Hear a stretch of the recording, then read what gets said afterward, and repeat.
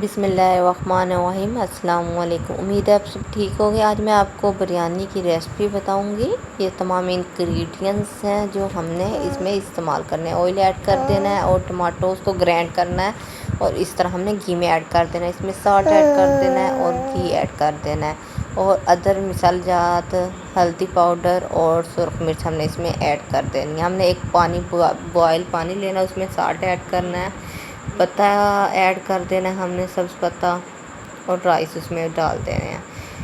उसके बाद ये जो है हमने इसमें इमली डाल दी। अब हमने राइस ऐड करने और हमने इसे बॉईल करने के लिए रख देना। इसमें हमने दही ऐड कर देना और इसमें हमने आलू जो कट किए थे वो ऐड कर देने हैं, मतलब कि डाल देने हैं।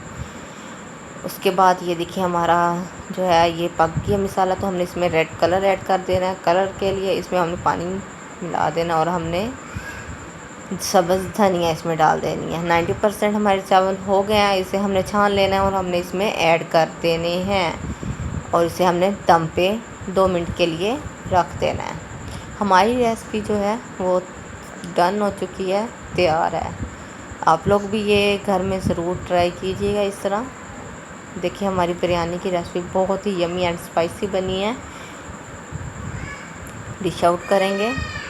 बिरयानी रेसिपी अच्छी लगे तो लाइक कमेंट एंड शेयर लाजमी कीजिएगा and subscribe my YouTube channel है शुमा। ओके गाइस, अल्लाह हाफिज़।